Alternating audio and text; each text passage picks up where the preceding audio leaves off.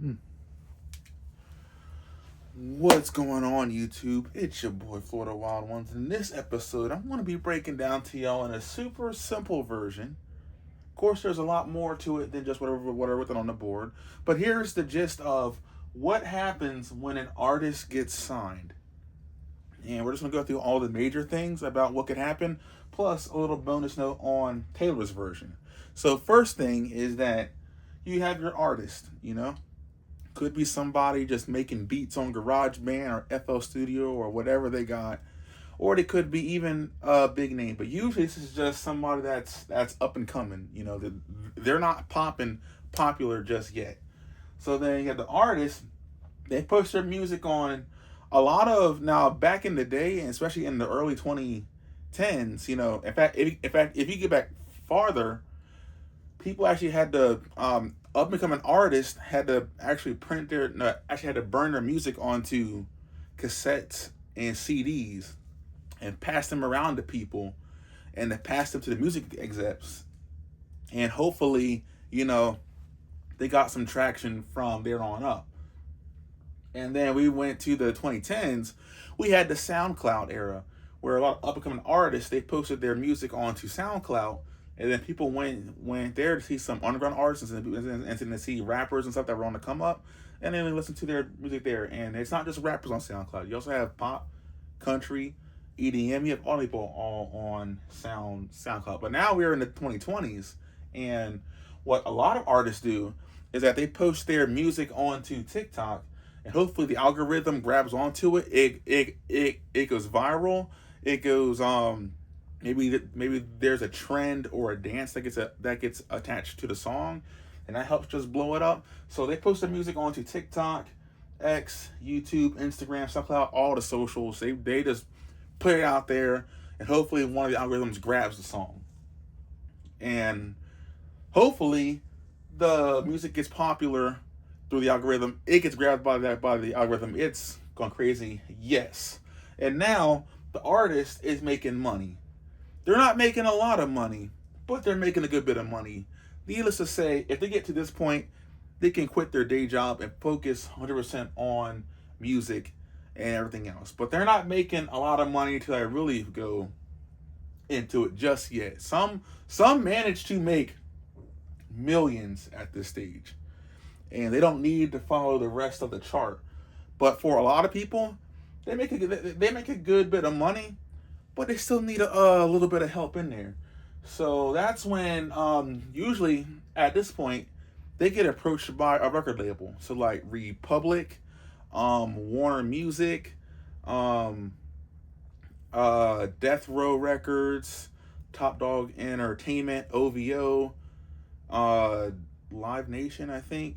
So like all the record deals, and these record labels aren't just one genre. I mean, like, yeah, you have like Death Row, and they're mainly on like hip hop, rap, and R&B. But then you have like Republic, and they do everybody, man. So like, so they get picked up by, well, they're not picked up just yet, but a label sees that, okay, this is an up and coming artist.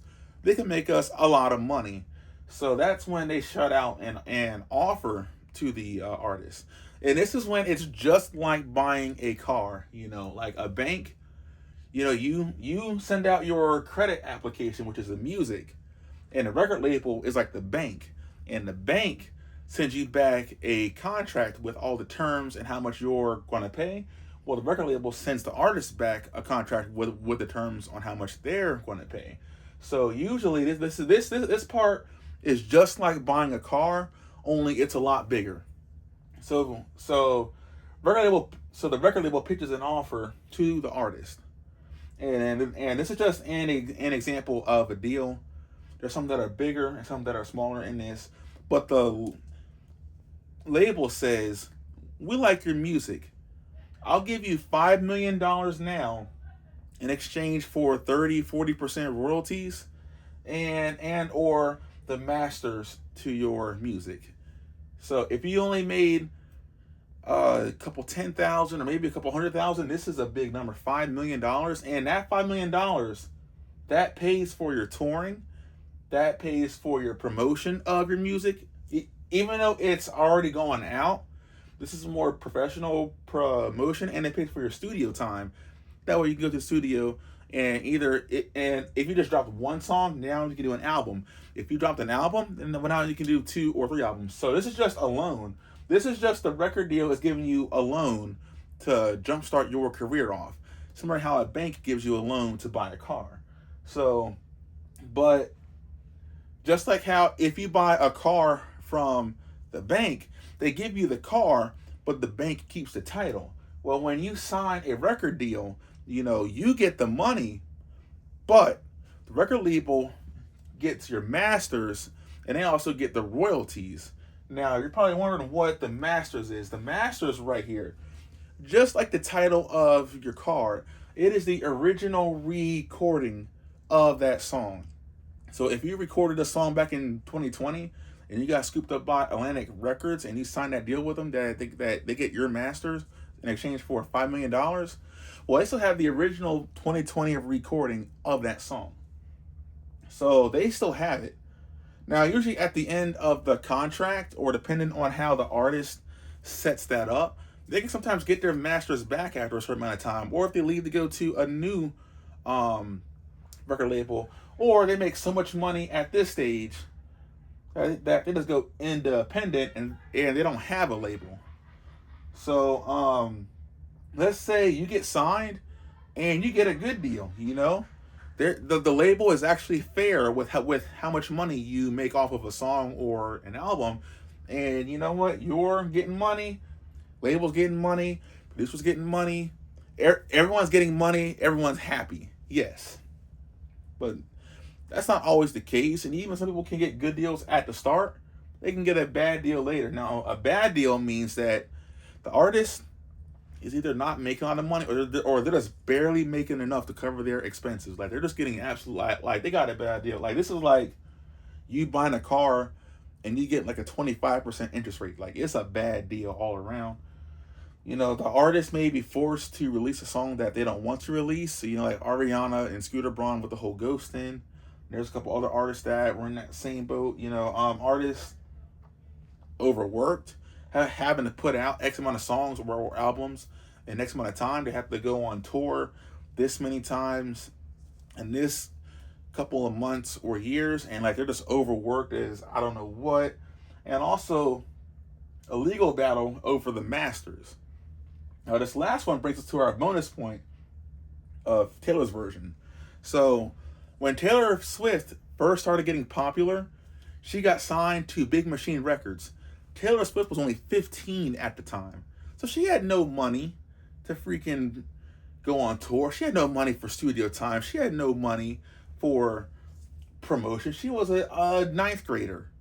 So in exchange, Big Machine Records wrote her up a deal that for her first couple of albums, they'll pay for everything, and they'll give her money in exchange for those royalties and those masters. So she made Taylor Swift. She made Fearless. She made Speak Now. She made 22. She made 1989. She made like her first 6 albums was all owned by Big Machine Records. What happened towards the end of her tour, I'm not 100% sure what all went down between her and the label, but she wanted to go independent or with another label. I didn't really look it up on that, but a legal battle ensued over the masters of her music. So needless to say, she paid the record label like how you would pay your car off, but the bank don't want to give you the title. See, Big Machine didn't want to give Taylor Swift the titles of her songs. So their lawyers got the talking, her lawyers got the talking, and they came out to a deal to where she could release Taylor's version, which was just a modern re-recording of her original works. So when she the original version of Taylor Swift's original album, Taylor Swift, was recorded when she was 15. The new Taylor's version got recorded when she was 30. And also some of the production, because now they're all fresh new recordings, sounds a little different. So like it's the same song and the same lyrics, but it's sung by an older version of the artist and different producers.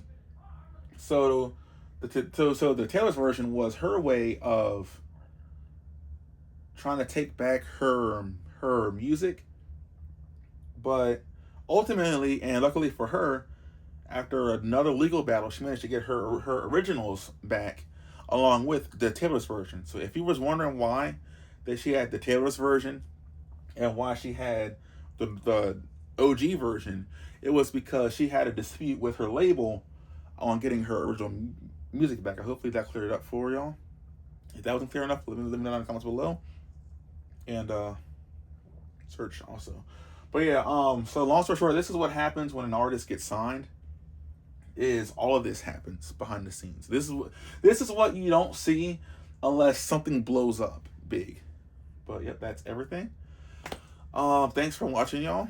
Let me know down in the comments below what y'all think about this video, and I'll see y'all on the next one. Peace out, my Floridians.